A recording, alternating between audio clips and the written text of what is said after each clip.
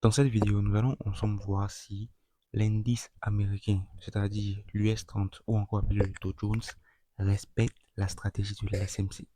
C'est une question qui m'a été posée par l'un de mes abonnés sur TikTok.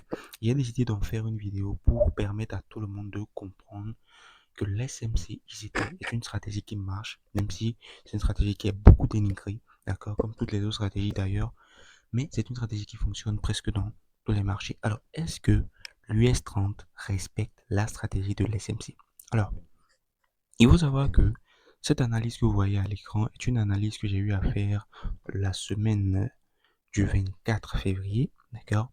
La semaine du 24 février, j'en avais parlé avec mes éléments dans mon groupe de mon programme SMB Master Code. D'ailleurs, programme que vous pouvez rejoindre. N'hésitez pas à me laisser un message en inbox si ça vous intéresse, d'accord? Ou à cliquer sur le lien en description. Et on avait ensemble abordé cette zone d'attaque en bleu que vous voyez là, où on était intéressé par un sell sur cette zone. Comme vous pouvez le remarquer, depuis la date du 26 février, le marché ne fait que suivre le cours baissier. Alors, quelles sont les raisons qui nous ont poussé à déterminer cette vente sur l'US 30, c'est-à-dire le Dow Jones? On va revenir en H4 pour comprendre le contexte général.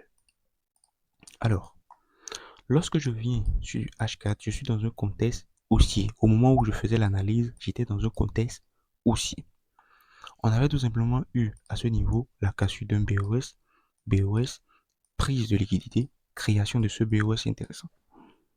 Après ça, le marché part former ce BOS, d'accord, et nous laisse tout simplement quoi? Cette zone de liquidité. Ceux qui ont déjà eu à prendre mon programme sur la liquidité vont comprendre directement pourquoi cette zone est une liquidité. Alors, on a tout simplement tracé la zone qui est de la liquidité et on avait aussi repéré cette équal low qui se trouve ici. On a déterminé cette équal low et c'était les deux liquidités potentielles qu'on avait sur le Dow Jones.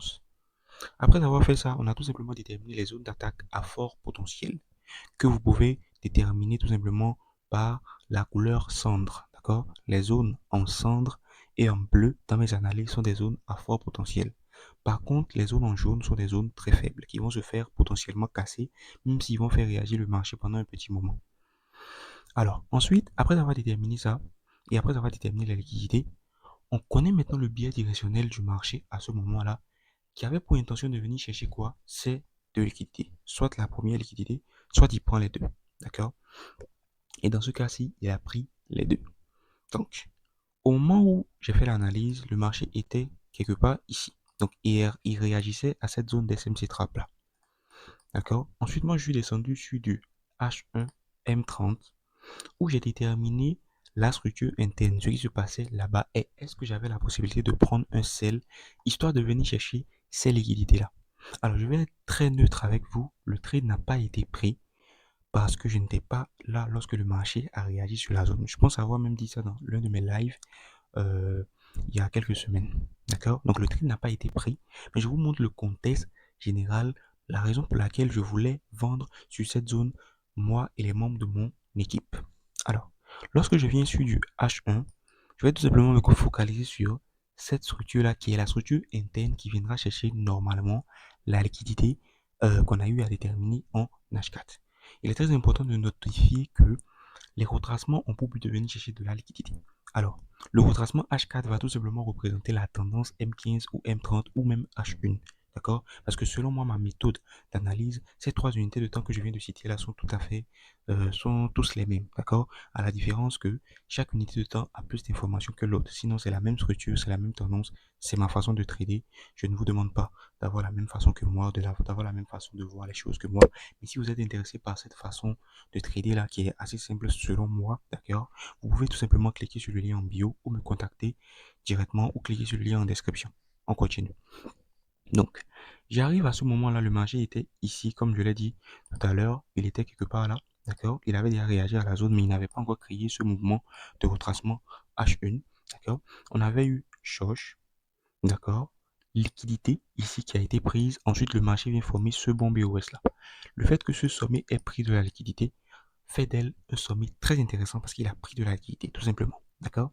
Alors, le marché réagit donc à cette zone et il a pour but de venir chercher la liquidité de l'équal high qui se trouve ici.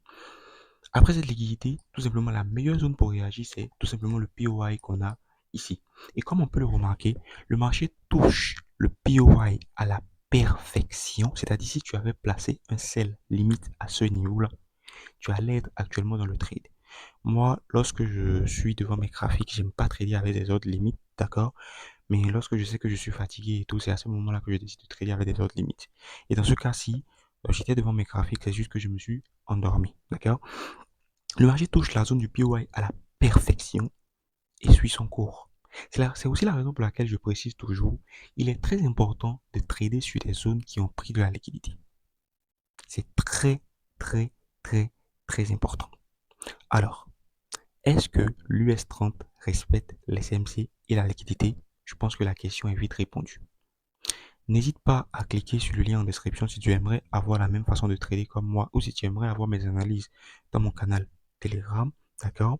Et tu peux aussi rejoindre mon programme SMV Master Code où je t'apprends tout simplement à trader comme moi et on se dit à la prochaine pour une prochaine vidéo.